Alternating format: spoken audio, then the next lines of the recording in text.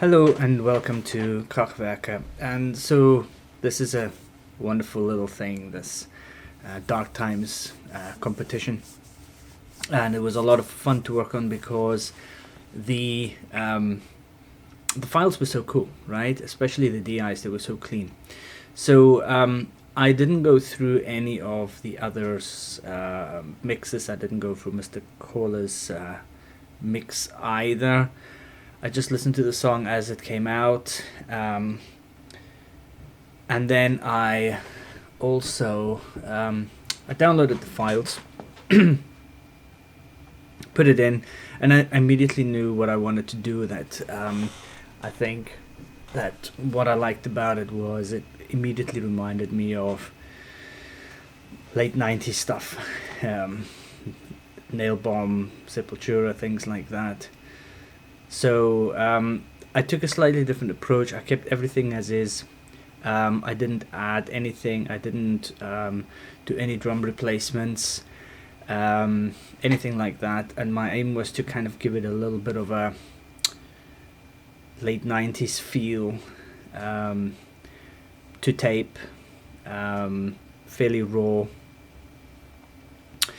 So I've got a video out about how to have analog warmth in a mix.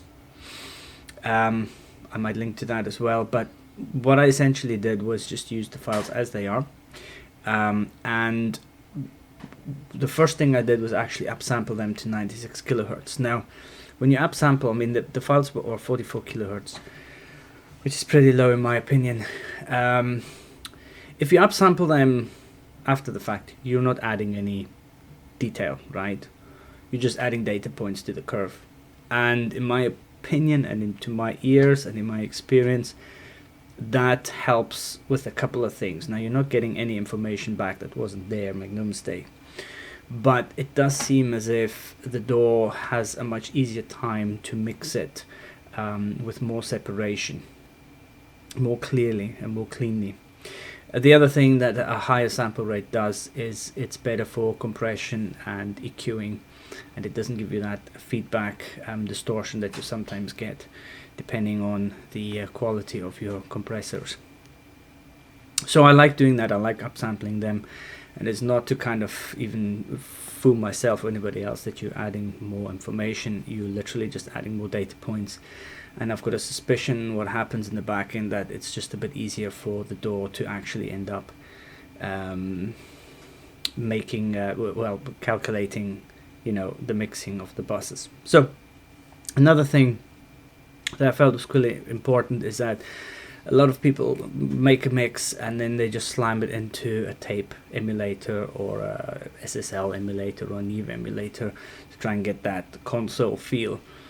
And I find it really weird because actually if you do use a console and the tape, every single track goes through the console transformers that give you the warmth, and it all goes to tape. So I try and apply the tape or desk emulators to as many tracks, or at least as many sub-buzzes as possible, especially with drums and stuff.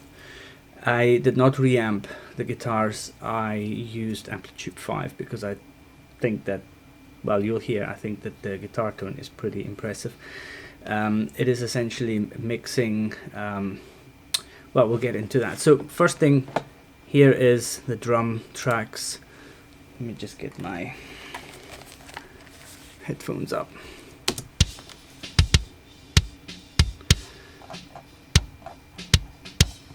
So I pretty much used the ones that he gave.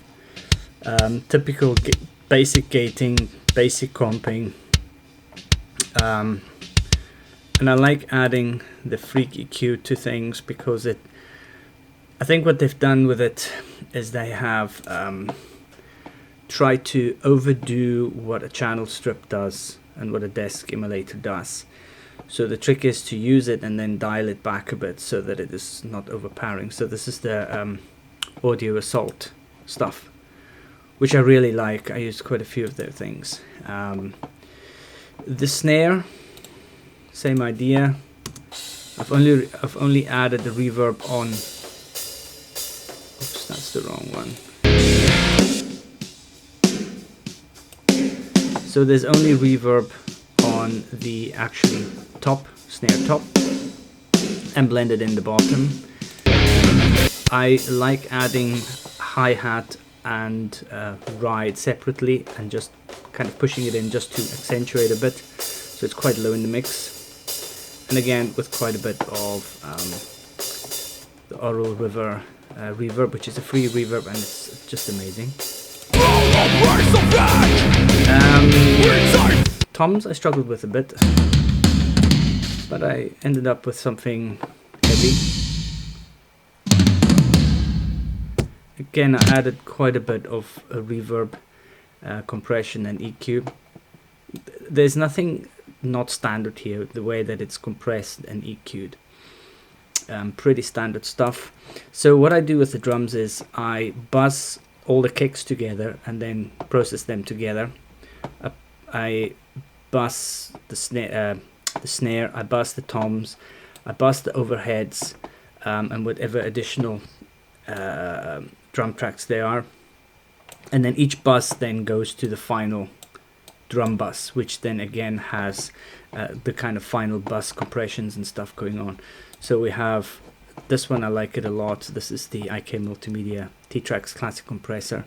As you can see, I do use the presets because they work really well. The only thing that I usually change from the presets is the ratio, the actually compression ratio and the stereo enhancement, but usually they're actually fairly spot on. I do use the channel strip from Air Windows, which is it kind of mimics the, I'm assuming what they're trying to do is they're trying to mimic that slight distortion that you get from driving the channel strips hard, and supposedly the transformers that add some warmth and distortion.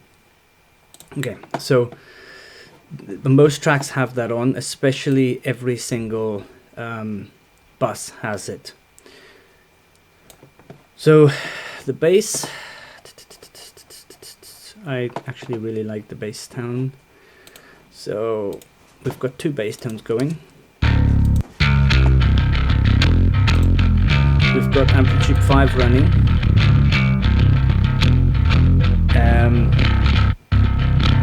And it's basically a Trace Elliott driven, quite hard. Some EQ and two cabs, a Trace Elliott bass cab, and then also a 1960A style Marshall cab. And then this one here is basically just the DI track. Now, together, they make up quite a nice little tone. This is the guitar.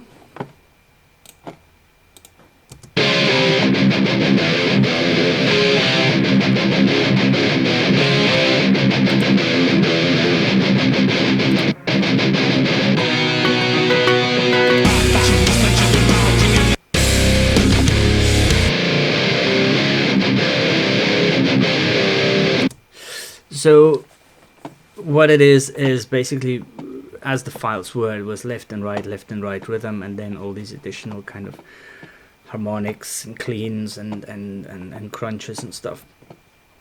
I'm not going to show you the presets, but essentially it's Amplitube 5. These have been kind of frozen. That's why you can't see the actual tracks anymore, the VSTs anymore.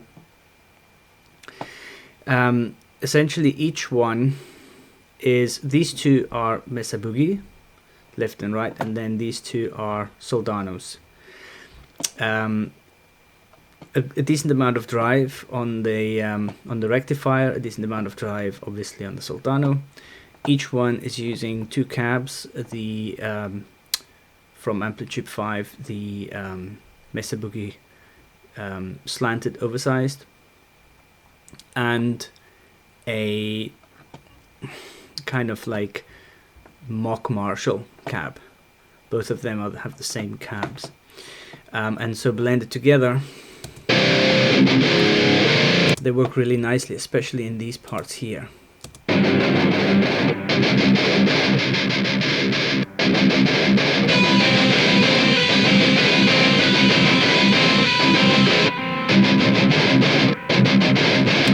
Okay, together.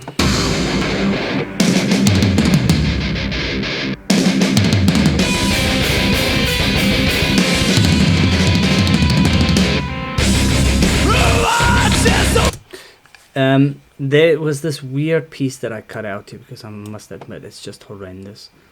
This piece here, it's like a scraping, clicky noise.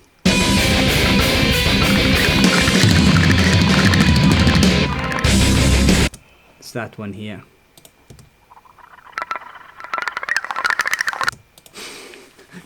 What the fuck is that? So I just took it out because it's just annoying and awful. Apologies to whoever decided on that, but okay. So yeah, so the guitars are also, each one is dealt with separately, and then it is bussed to a guitar bus with again the classic compressor from IK Multimedia, the Freak EQ, but again you can see here that it is fairly much dialed out, so it's kind of like pushed but then slightly dialed out. The channel emulator, Neve channel emulator. The vocals, really not much needed to be done. Everybody's probably noticed how they were fairly nicely recorded. I just added some drive with the Audio Assault. This is like some sort of preamp thing. They described them weirdly, but apparently you add kind of distortion by driving it hard. You can then trim the input a little bit, and then you've got some control over the EQ.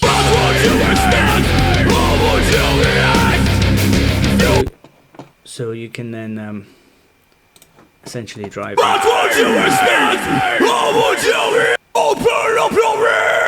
So I drive this first and then I comp it cleanly with a transparent, not something that colors, just the rear comp from Reaper. There's some again obviously some bus compression going on, some tape emulation and some reverb, and then again a channel strip.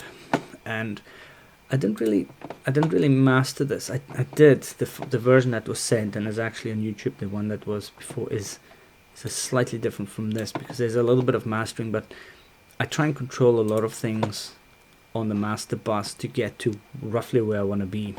So I've got like a master compressor going, a smooth master compressor, again a console emulator, some slight EQ just to kind of fix a few things, the classic Loud Max from Thomas Mund, a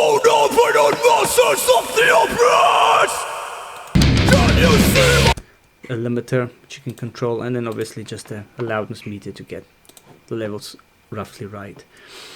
The intro is automated, so I've got a guitar automation here.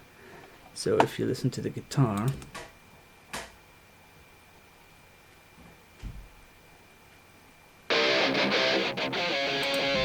it's this one here. You'll see it dial out on the automation. So it just dials out. So it's just a high EQ, and the same idea is with the drum bus. So that intro piece, which kind of like has like some EQ, flanger and bit crusher, and that's automated to just come out as the music comes in. So and then the automation comes in.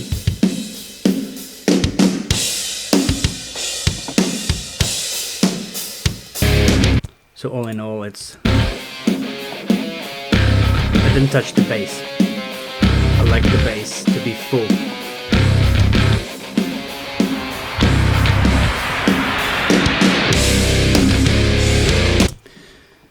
So that really is it. I really had a lot of fun, so thanks to Mr. Huart and Mr. Kohle.